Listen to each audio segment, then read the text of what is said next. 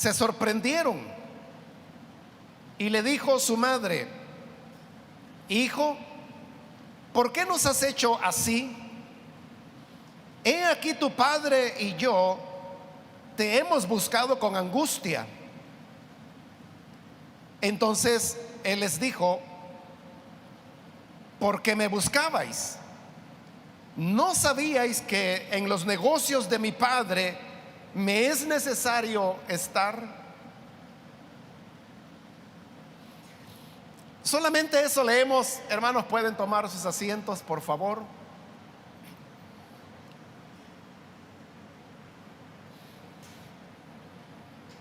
El pasaje que hemos leído nos habla de la ocasión cuando el Señor Jesús tenía 12 años de edad.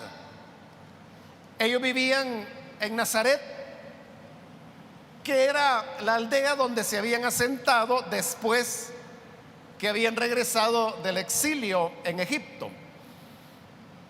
Y aunque no lo dice la Biblia, pues uno entiende que siendo la familia de Jesús una familia judía, y además de eso muy devota, muy entregada a las cosas de Dios, viajaban todos los años a Jerusalén para poder celebrar la fiesta de la Pascua, porque esta era una fiesta nacional que se realizaba una vez al año, fecha en la que todas las personas viajaban a Jerusalén para participar de las ceremonias que se hacían en el templo y para poder conmemorar esa fiesta de la Pascua. Esto la familia de Jesús, y él también lo estuvo haciendo año tras año, desde que Jesús había llegado de regreso a Israel después de volver de Egipto. No sabemos qué edad tenía, pero el hecho es que él había ido a los 8 años, a los 9, a los 10, a los 11 años, y en esta ocasión él tenía ya 12 años de edad. Y conforme a la costumbre, van a Jerusalén, celebran la fiesta de la Pascua, que duraba 7 días, y luego al octavo día emprendieron el camino de regreso hacia Nazaret. Por razones de seguridad, las personas formaban caravanas para poder viajar juntos, y estas caravanas eran formadas, en el caso de ellos, por vecinos de Nazaret.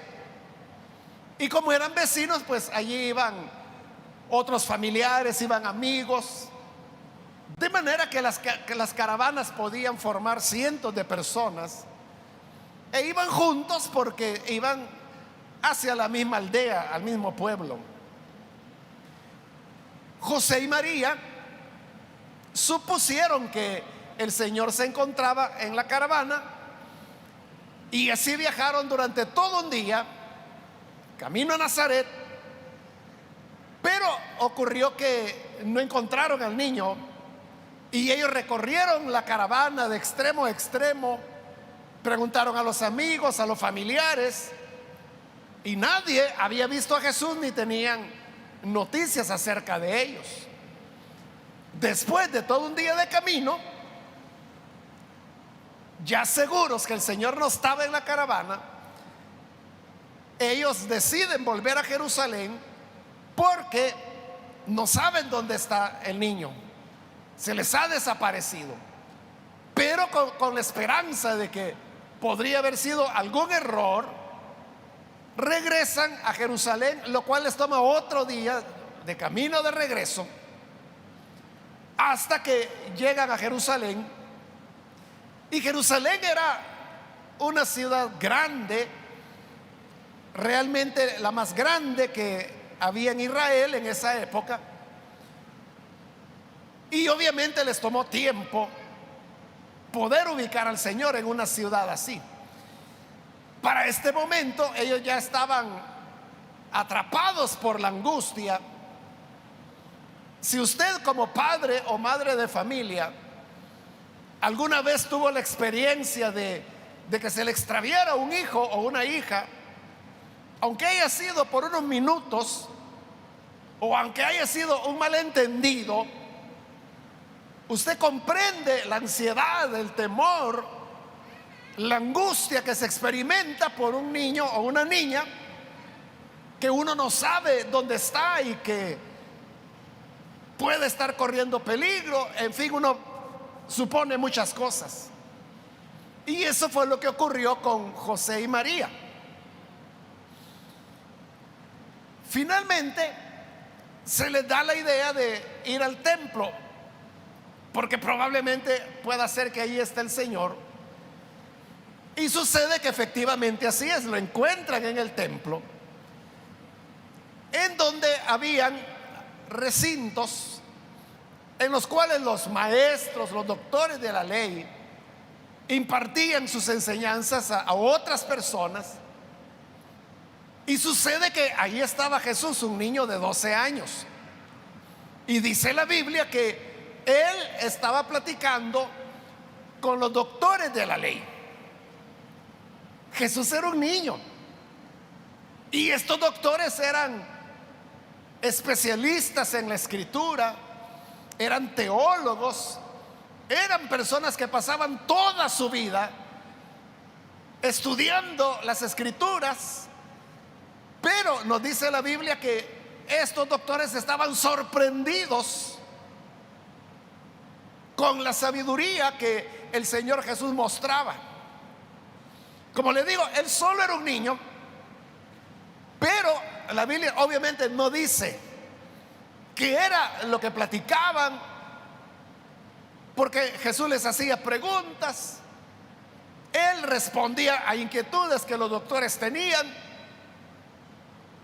Pero era evidente que en este diálogo el Señor mostraba agudeza. Él tenía una capacidad de análisis y mucha sabiduría para comprender las escrituras. Y esto tenía sorprendidos a los doctores. Bueno, así habían pasado los últimos 2 días y probablemente ni los doctores y menos el niño Jesús habían caído en la cuenta de que llevaban ya mucho tiempo, 2 días conversando. Y ni los doctores se preguntaban, bueno, ¿y quién es el padre de este niño? ¿Y por qué está solo? ¿No? Y por su lado Jesús no se acordaba de sus padres, José y María, por estar hablando sobre la palabra de Dios con los doctores. Es ahí donde lo encuentran José y María. Y dice la escritura que cuando lo encontraron se sorprendieron. Se sorprendieron en primer lugar porque Jesús no tenía ningún indicio de estar perdido. Él estaba tranquilo, él estaba sereno, parecía que no le hacía falta nada. También le sorprendía encontrarlo en el templo hablando sobre la palabra de Dios. Les sorprendía que los doctores de la ley tuvieran tanto interés en estar conversando con él. Y les sorprendía que los doctores de la ley estuvieran admirados de la sabiduría que Jesús tenía.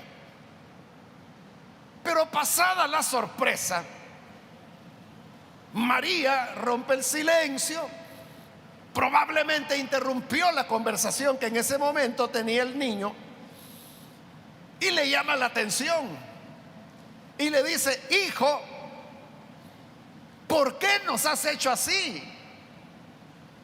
He aquí tu padre y yo te hemos buscado con angustia. Esa angustia a la cual yo le hacía referencia, hermanos, que uno siente cuando un hijo se le ha extraviado. Y la pregunta, ¿por qué nos has hecho así? En esa pregunta María estaba cuestionando al Señor, como diciéndole: hijo, ¿y nosotros cuándo te hemos tratado mal? Cuando nosotros hemos actuado de una forma para que ahora tú nos pagues así y que simplemente te desapareces sin decir nada, y te encontramos tan sereno cuando tu papá y yo andamos muriéndonos de angustia que no te encontramos? ¿Por qué haces esto? Y Jesús, que en ese momento estaba absorto en discutir sobre la palabra de Dios con los doctores, le responde desde esa dimensión y les dice: ¿por qué me buscabais?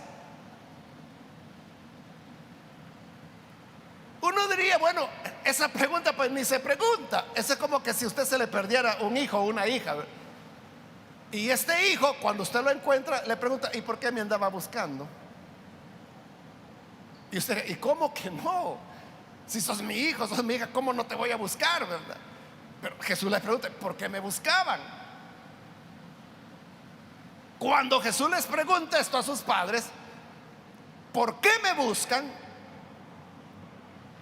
Él está dejando ver que le parece extraño que sus padres lo anden buscando. Es lo que le digo, que Jesús estaba absorto en lo que estaba hablando sobre la palabra de Dios.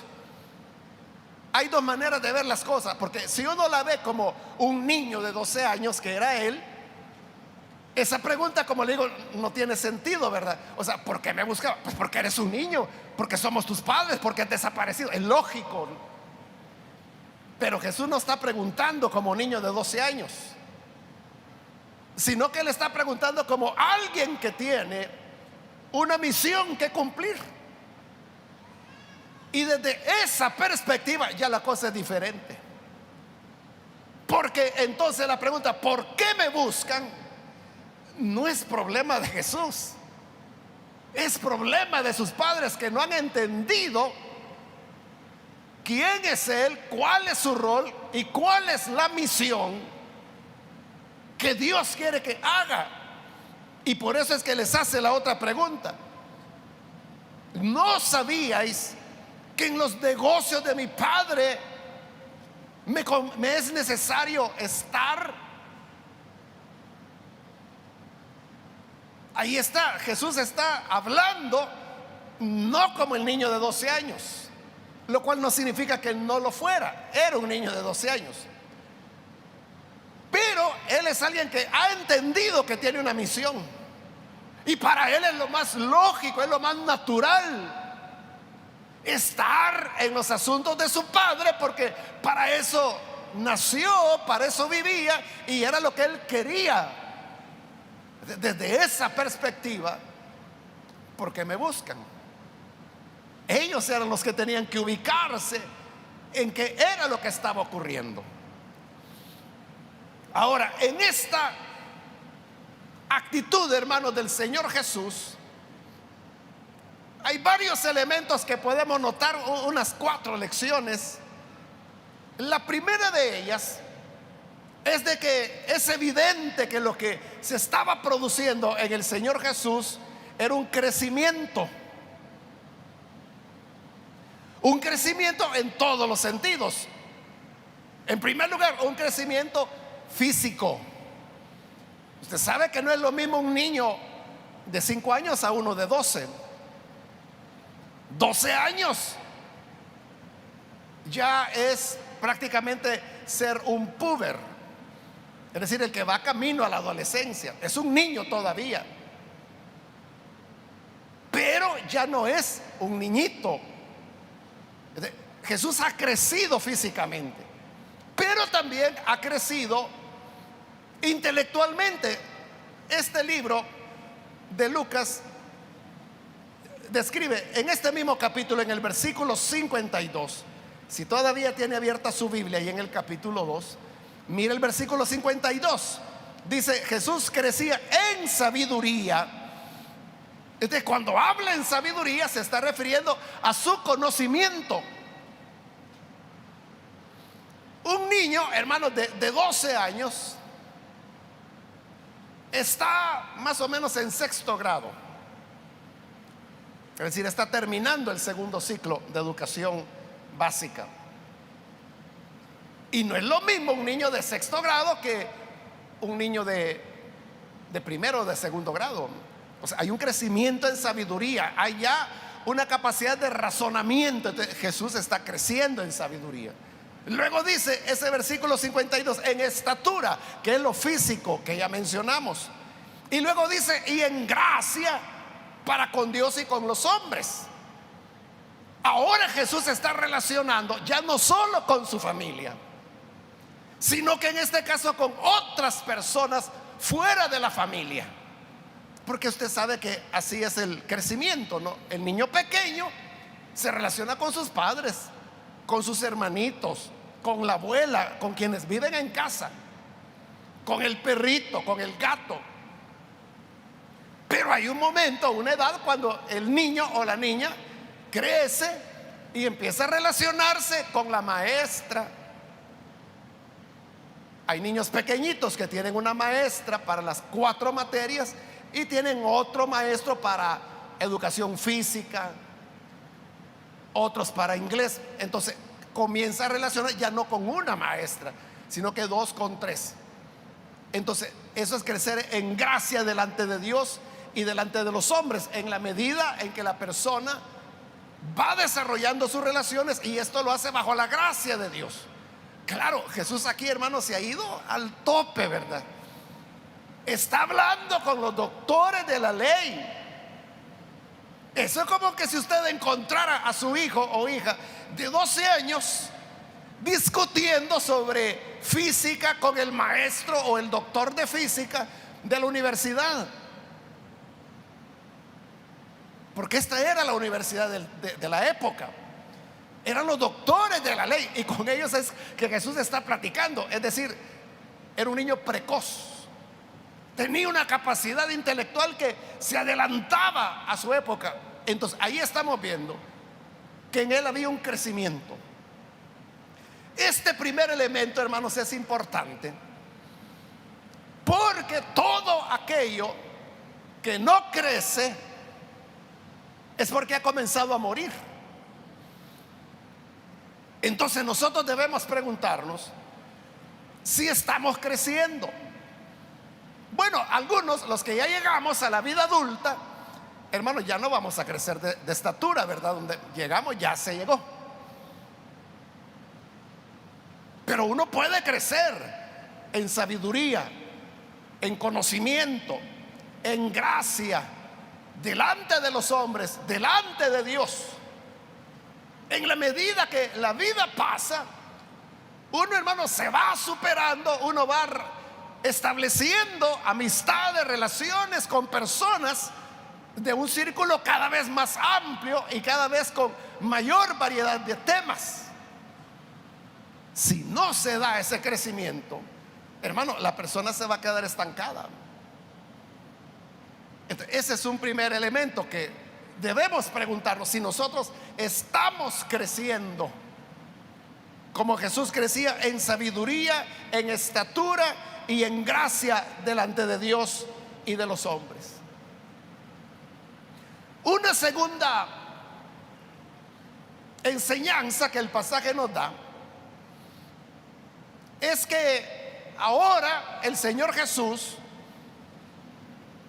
está tomando autodefiniciones.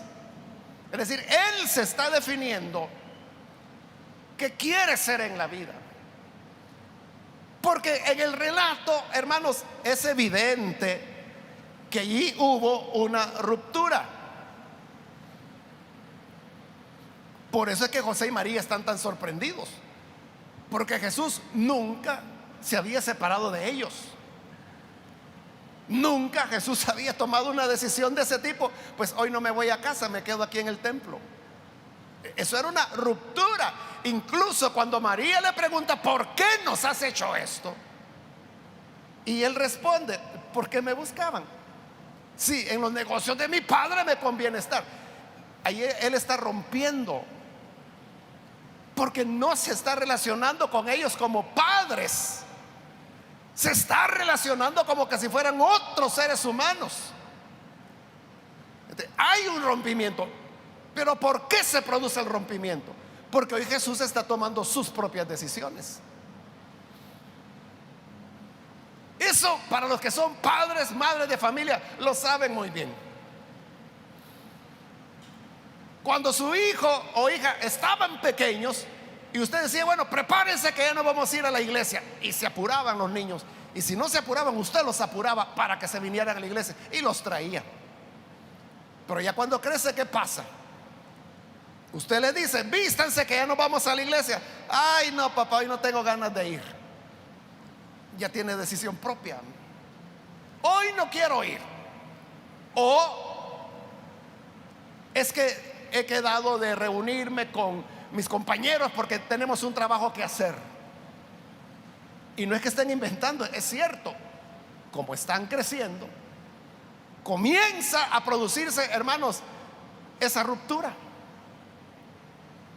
Ahí usted tiene dos opciones. Una es seguir protegiendo a su hijo, es decir, negarse a usted a que ellos tengan esa autodefinición, esa ruptura, pero con el peligro de que entonces su hijo, su hija nunca va a madurar, nunca va a aprender a tomar decisiones.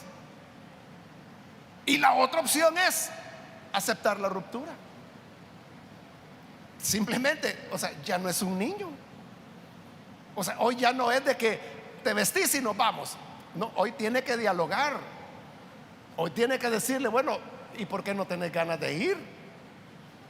¿Qué te está ocurriendo? Pero ya no es una cuestión de que te apuras porque yo digo. Hoy es diferente porque usted está aceptando de que esa persona está rompiendo. Entonces vea, en la fe cristiana, nosotros, hermanos, querámoslo o no, siempre por causa de Cristo, por causa de la fe, siempre vamos a tener algún nivel de ruptura. Es lo que el Señor dijo: yo no he venido para traer paz a la tierra, vine para traer espada, vine para encender el fuego. ¿Y qué puedo hacer?, dice el Señor, si ya se encendió. Para poner al padre contra el hijo contra el padre, a la nuera contra la suegra, y los enemigos de su casa serán su propia familia.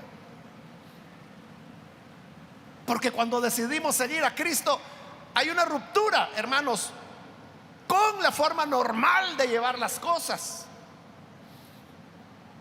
Todos la hemos vivido en alguna manera u otra. Me recuerdo, hermanos, ese día domingo, un 26 de enero, cuando a los 17 años de edad recibí a Jesús como mi Salvador. Para mí la conversión había sido una experiencia de paz, de salvación. Y yo creo que esto se me notaba en el rostro, porque esa noche yo llegué a casa.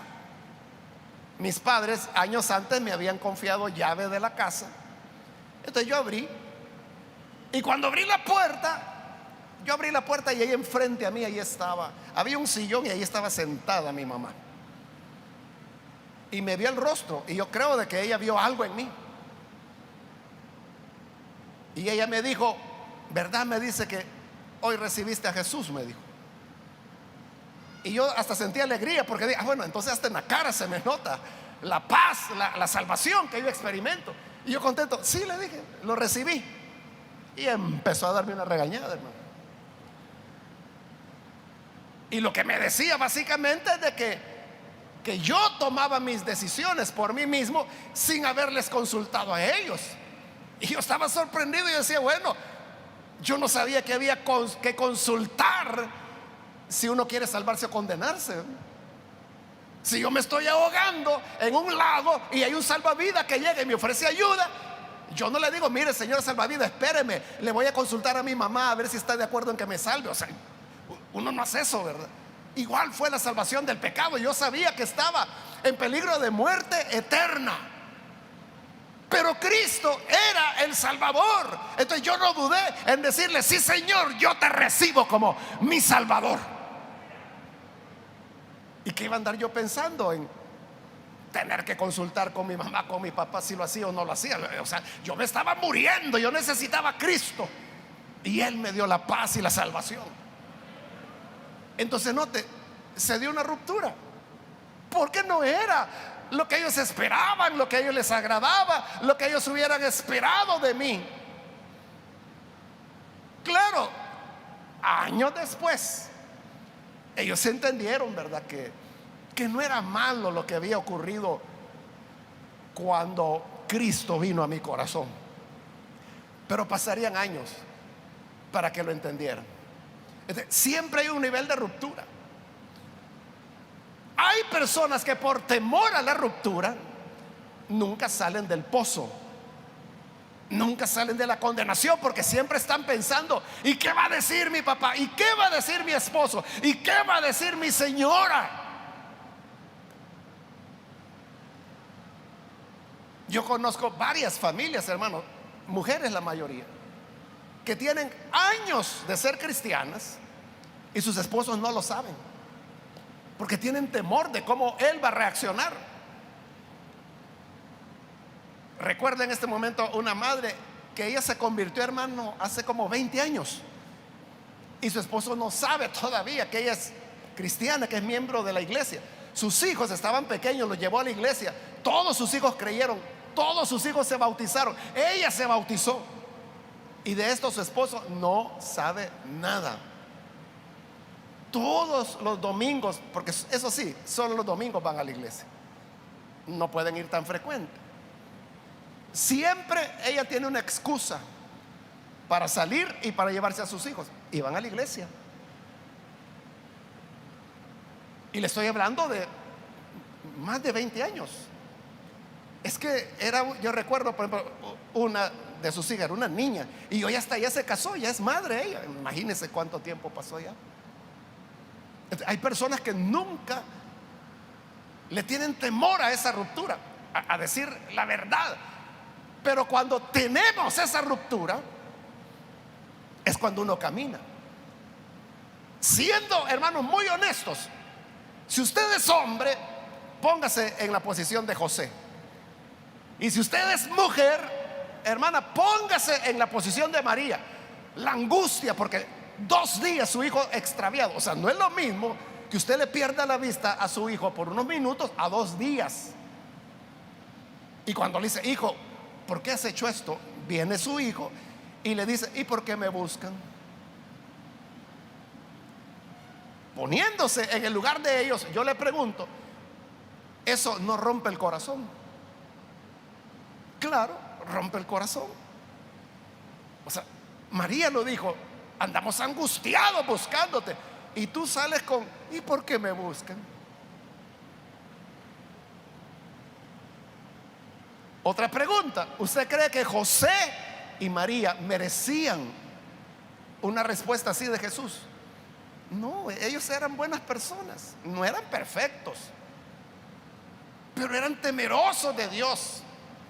Habían hecho lo mejor por su hijo, habían vivido varios años en Egipto por protegerlo al niño, y hoy él sale con que: ¿y por qué me buscan? Entonces, todo rompimiento lleva corazones rotos, pero el tiempo, hermanos, y como le digo, a veces tendrán que ser años, es lo que va a mostrar a las personas el sentido de las cosas. Entonces, obviamente yo no estoy hablando, hermanos, de que insultar a la gente o decirle: mire, yo con usted no tengo nada. No, no hay que ser pesados ni groseros.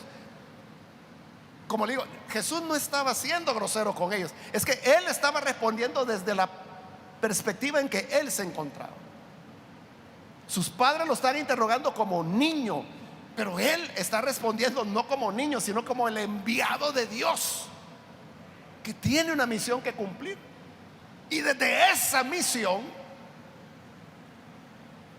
rompe el corazón de sus padres, pero es necesario, porque esto va definiendo quién es Jesús.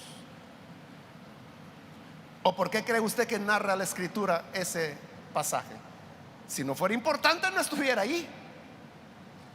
Entonces, cuando nosotros nos vamos definiendo, hermano, tuvo que haber un momento. Yo, hermano, estaba estudiando en la universidad, ya iba avanzado en mi carrera, y mis padres, pues ellos, esa era su ilusión, ¿no? Que yo me graduara, porque tenían muchas esperanzas puestas en mí. Pero entonces llegó el llamado de Dios. Yo tenía que irme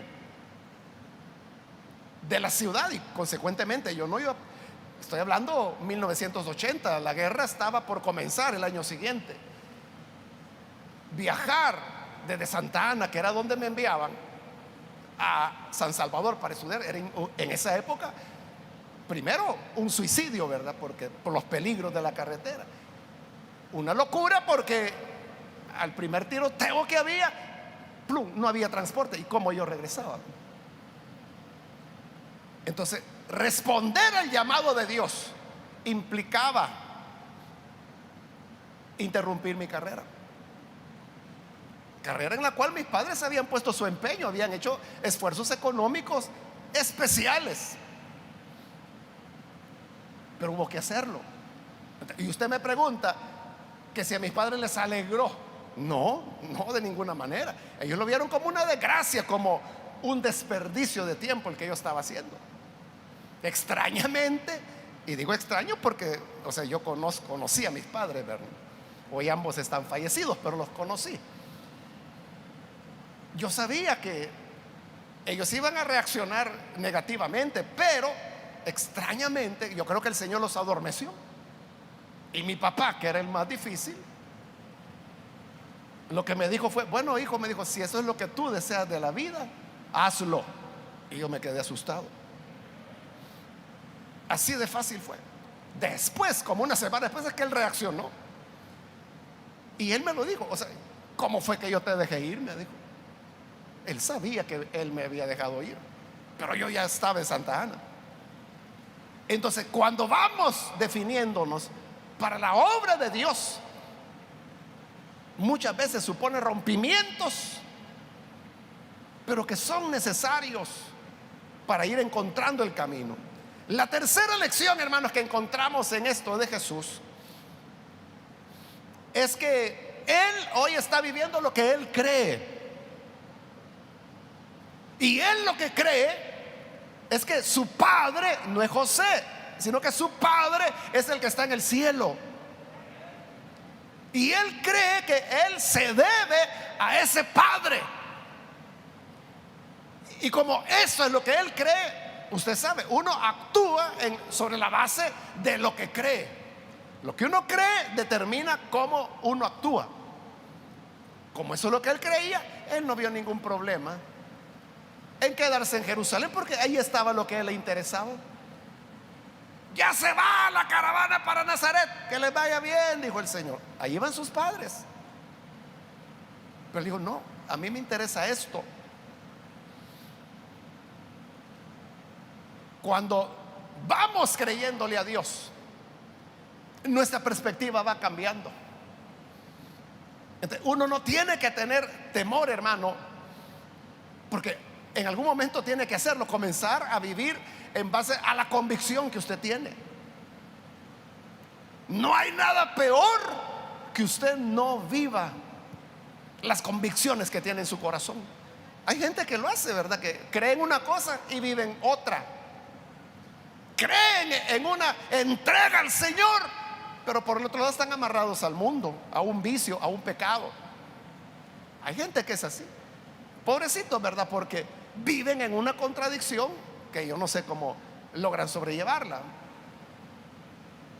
Pero eso de ponerse en línea, o sea, lo que yo creo lo voy a vivir, voy a actuar sobre la base de lo que creo. Eso, hermanos, es esencial para que podamos ser usados por el Señor. Y voy, hermanos, rápidamente a la cuarta enseñanza que le decía que nos da el relato, porque ya debería estar terminando. Esta cuarta enseñanza es una verdad que usted sabe, y es de que la fe es algo personal. Aunque vivimos la fe y practicamos nuestra fe en comunidad, porque ¿qué es lo que estamos haciendo aquí todos juntos? Estamos practicando nuestro cristianismo, estamos celebrando nuestra fe, pero no lo hacemos solos. Por eso es que hemos venido aquí, por eso es que estamos aquí juntos, por eso nos pusimos de acuerdo en que a las 2 de la tarde íbamos a estar aquí, porque somos una comunidad que celebra, enseña su fe.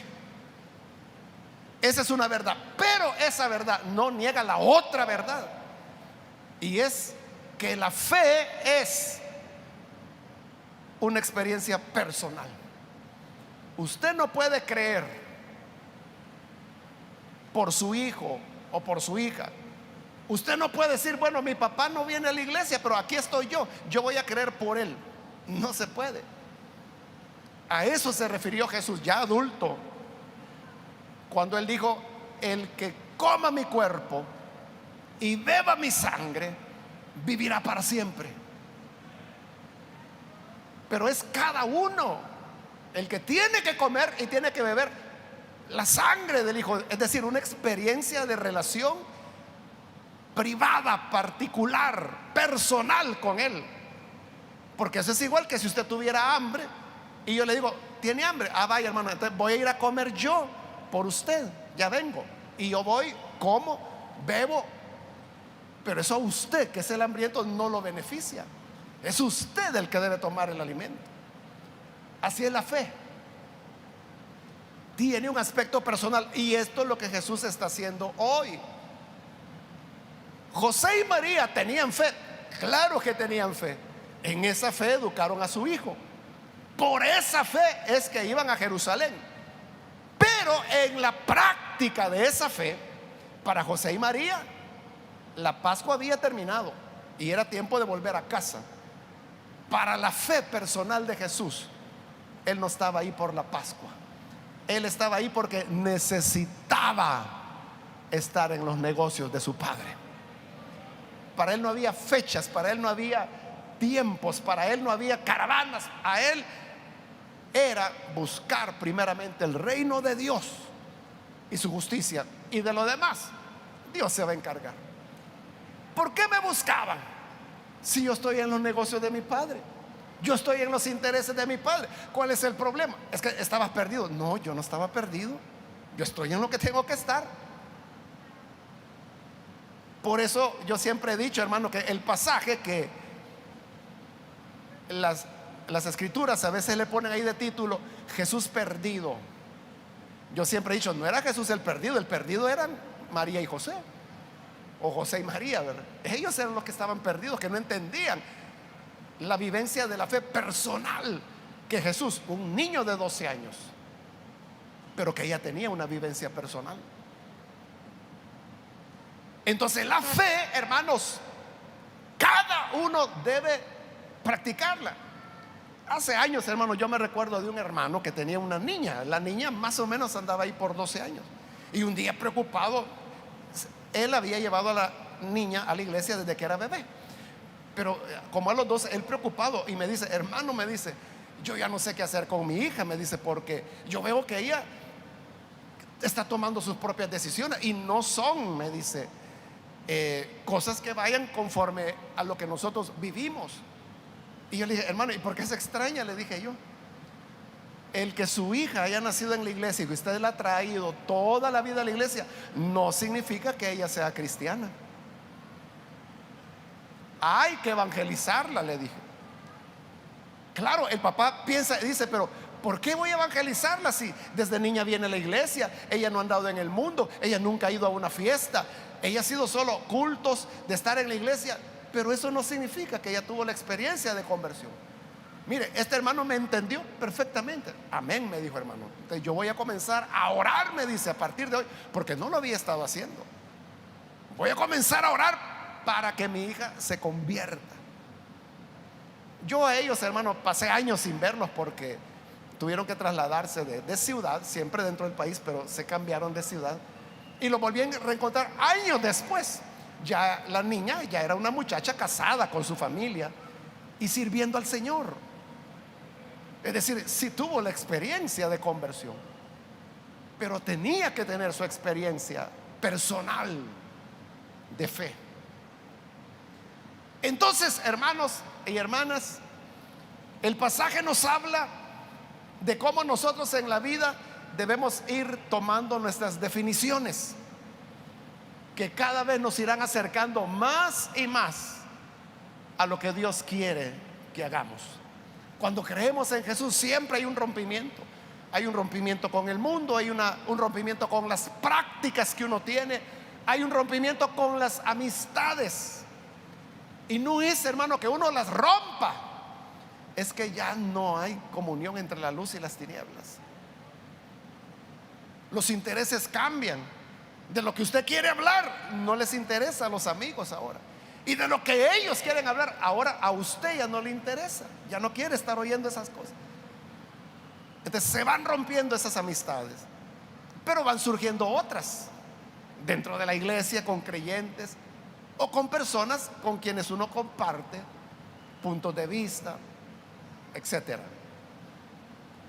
Que Dios nos ayude entonces, hermanos, para que al igual que el Señor Jesús vayamos nosotros creciendo en la fe. Amén, hermanos. Vamos a cerrar nuestros ojos, y antes de orar yo quiero invitar, si hay con nosotros algún amigo o amiga que todavía no ha recibido al Señor Jesús como Salvador,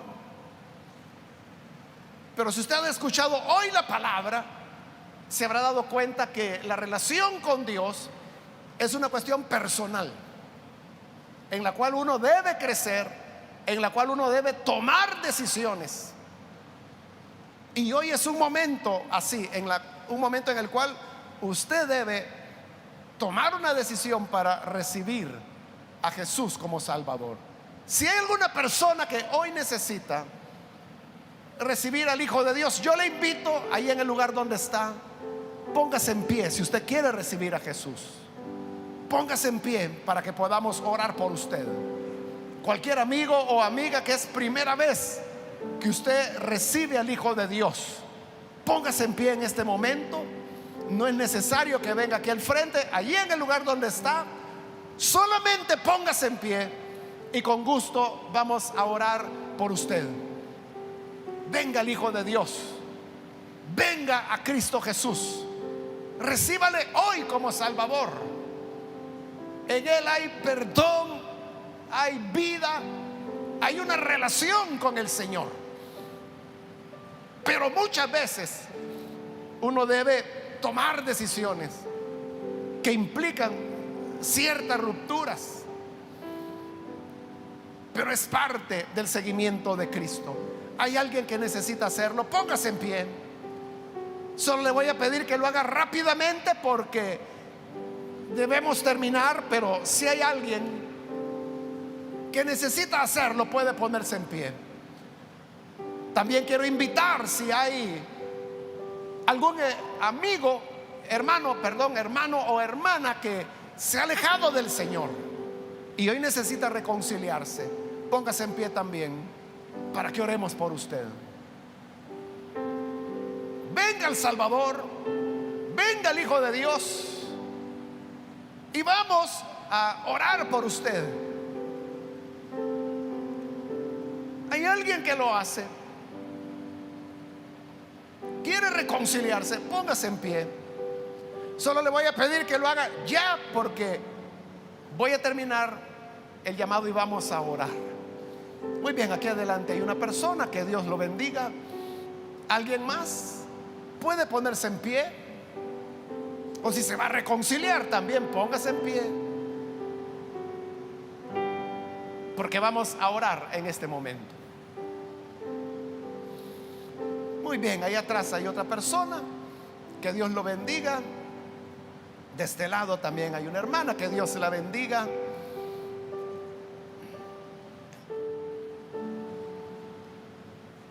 A usted que nos ve por televisión, también quiero invitarle para que se una con estas personas que aquí están recibiendo al Señor y ore con nosotros. Señor, gracias te damos porque en el ejemplo de tu Hijo Jesús encontramos cómo tú nos pides que vayamos dando pasos en la vida para poder dedicarnos a la misión a la cual tú nos llamas y para la cual hemos sido creados. Mira estas personas en este lugar y a través de los medios de comunicación que están, Señor, arrepintiéndose y tomando la decisión de seguirte. Gracias porque tú les entregas una fe personal, una relación privada, personal contigo, que es en lo que consiste la salvación. Y ayúdanos a todos, tu pueblo, tu iglesia, para que podamos caminar a la luz de estas convicciones, no porque otras personas lo hacen, no porque es el ambiente en que fuimos creados o educados,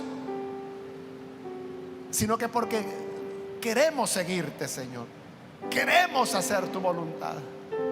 Que así sea, en el nombre de Jesucristo nuestro Señor. Amén. Amén.